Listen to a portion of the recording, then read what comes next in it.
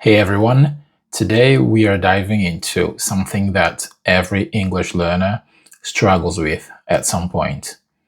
Idioms. You know the ones, those phrases that make absolutely no sense if you translate them word for word, but native speakers use them all the time. So, by the end of this video, you are going to understand exactly what they are, why we actually bother using them, and how you can start using them naturally without sounding like you are reading from a dictionary. So I have picked out some of the most common ones that you will hear in daily life. So let's get straight into it. Now, first things first, what actually is an idiom? Simply put, it's a group of words where the meaning is hidden. Hidden. You can't guess the meaning by looking at the individual words. All right. So take the classic. It's raining cats and dogs. Although it's not very common, it's one of the first idioms that we all learned. Right. So it's raining cats and dogs. If you think like a literal thinker, you're looking for animals falling from the sky, right? It's raining cats and dogs, right? Literally means cats and dogs falling from the sky. But as an idiom, it just means it's raining heavily, okay? It's raining heavily.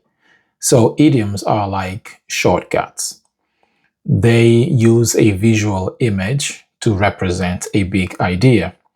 Now, the tricky part is that if you only learn single words, idioms will always feel like a wall in front of you. All right, so today we are going to break that wall down. So you might be wondering, can't I just speak normal English? Why do I need these? Well, let me break it to you. I'm sorry to break it to you. Here is the truth. Idioms give your language color, right? For example, saying I'm tired is fine. It's functional. We all use it. But imagine saying I'm running on fumes. I'm running on fumes. This is an idiom that means the same thing as I'm tired, right? But it's more vivid. It tells the listener exactly how much energy you have left. But more importantly, they help you follow native speakers' conversations. This is key. If you want to understand TV in English, if you want to understand TV shows, movies, daily conversations, idioms are essential. So if someone says, I'm feeling under the weather, if you don't know what that means, right? If you don't know that it means that they are sick, you're going to be lost in the conversation. So it's very important that you understand at least the most common idioms. Because learning idioms isn't about you showing off your English. It's about making sure that you aren't left behind. Now, here's a mistake that I see all the time. Learners try to memorize a random list of 50 idioms. I've done it, so I'm guilty. But that works for a day or two. Then they're gone. Why? Because you never see or use those idioms again, ever again, right? So instead of memorizing tens of or hundred of idioms, here is what I want you to do. I want you to group them by theme. When you connect an idiom to a specific situation, or when you learn an idiom in context. So say, for example, if you don't know anything, if your daily life does not revolve around a topic, don't waste your time learning idioms about that topic. because you will never use it, you will never hear it. All right. So, for example, let's say you don't like football or whatever. Why would you waste your time learning 50 idioms about football when you don't care about football? You don't watch football, you don't consume any content related to football, and it's not part of your daily life. You can memorize them, but you will end up forgetting all of them. Trust me, I've been there. When you connect an idiom to a specific situation or to your daily routine, your daily life, like work or your emotions, your brain will use it, and your brain will see it or them as important, right? And then your brain will keep it at the front of your memory for easy access. The more you use a word, an idiom, the more accessible it becomes to in your memory. I hope that makes sense. Right, so today we're going to look at 3 themes: work, life, and emotions. In a professional setting, speed and creativity are everything. The first one on our list is to hit the ground running. To hit the ground running. This is an idiom. This simply means to start a project or an activity with high energy and immediate success. So, for example, our new project starts on Monday. So let's hit the ground running. Next, we have to think outside the box. To think outside the box. You have probably heard this one before. It just means to be creative and to find a non-obvious solution to a problem, okay? And then we have back to the drawing board. Back to the drawing board. This is what we say when a plan fails and we have to start all over again. It's a very common way to reset a situation. The next ones are about how we handle situations. So let's start with burning the candle at both ends. Burning the candle at both ends. This is when you're working too hard and staying up too late. Okay, so you're exhausting yourself and it's not healthy. How about the ball is in your court? The ball is in your court. This tells the other person that it is now their responsibility to make the next move, okay? The ball is in your court. Next, we have bite the bullet. To bite the bullet. This is one of my favorites.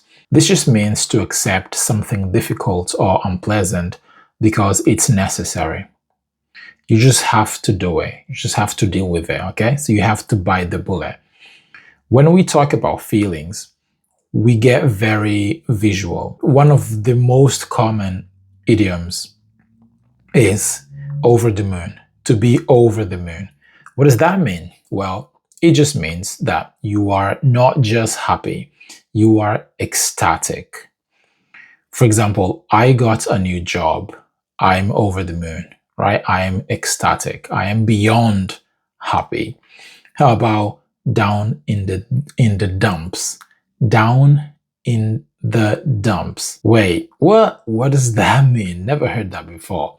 Well, this is the opposite of over the moon, okay? You're feeling sad or discouraged. What about walking on air? Walking on air or to walk on air. We use this to describe that floating feeling you get when something amazing happens. Let's say you won the lottery, $1 million, £1 million.